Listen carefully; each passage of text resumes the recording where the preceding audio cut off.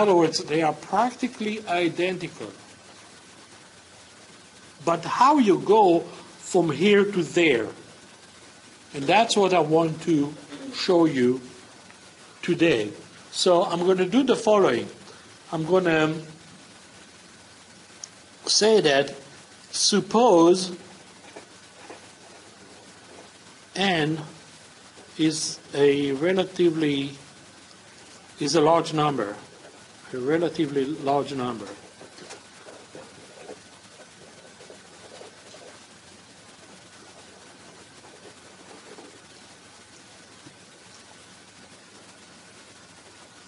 Okay, then we're going to do the following.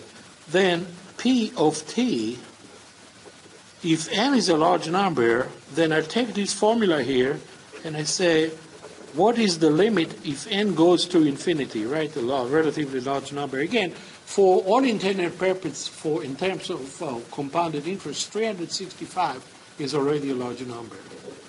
But so we have the limit of p sub 0 times 1 plus r over n raised to the power of nt. And now you need to pay close attention because I'm going to go through 6 or 7 steps involve the application of the limit law. Okay? And you see the result. I think the result will be worth your time. So the first application is the limit of a constant time the function is the constant time the limit.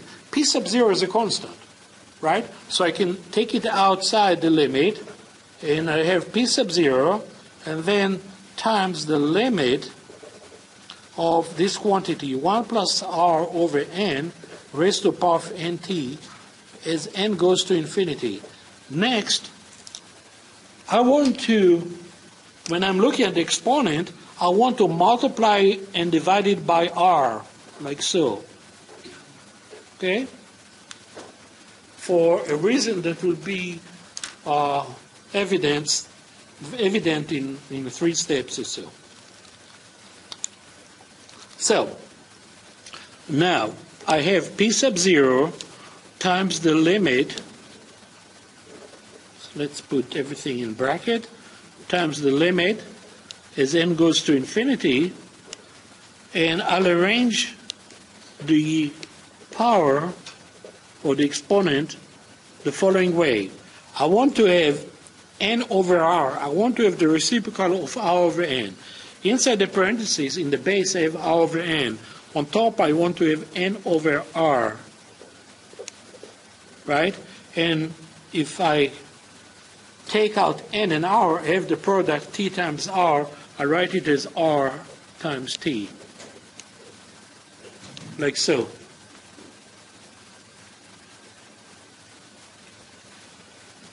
Keep in mind, if you have a product in the exponent, it's an exponent raised to another power. For instance, x squared, when you cube it, so x to the power of 2 raised to the power of 3, you have x times raised to the power of 2 times 3, or x to the 6, right?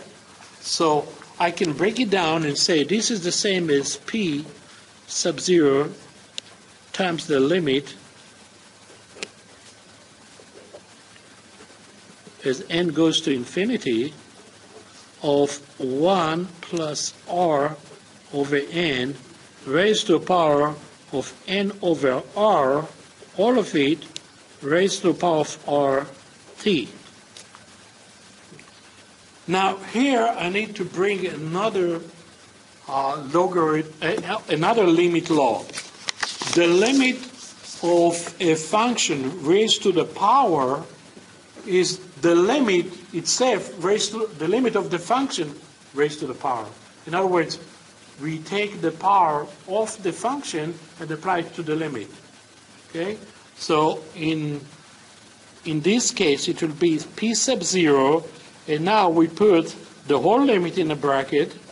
We take the limit as n goes to infinity, and we have 1 plus r over n raised to the power of n over r, and the whole thing, the whole limit is raised to the power of rt. And now I'm ready to do a substitution, so I can look at it in a different, using different notation. So here's the substitution. I'll substitute x with r with n over r. Okay? So this gives me two things.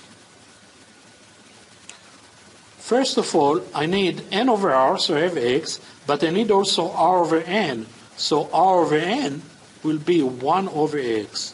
Again, r over n, the reciprocal of n over r, therefore it's the reciprocal of x. The other thing that we can say that as n goes to infinity, then x also goes to infinity. If you look at x equals n over r, we hold r as a constant. When, remember, with the limit, the variable of the limit is n. So as n goes to infinity, x goes to infinity as well. So now we can write p of t equal p sub 0 bracket the limit, instead of n goes to infinity, x goes to infinity. And instead of 1 plus r over n is 1 over x. 1 plus 1 over x. And instead of n over r, I have x. And outside, I have rt. And I rest my case now because I need you to look at the bracket, the quantity inside the bracket, the limit as x goes to infinity of 1 plus 1 over x raised to a power of x, and tell me what is this limit equals to. So far, wrong and wrong. We learned a definition a few days ago or last week. It's a definition of what? This limit defines what quantity? Go back to your and look at your notes from 3 or 4 days ago. It's E by itself. This is the definition of E. So this, the quantity inside the bracket is E. So we end up having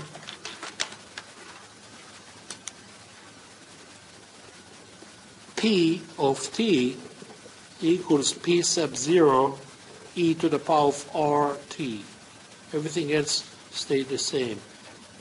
So we proved that if you have a periodic compounding with a large number of periods, then it's the same as continuous compounding. And that's how this function came about, that the exponential, that's another way to show. We proved that this equal to that if n is a large number.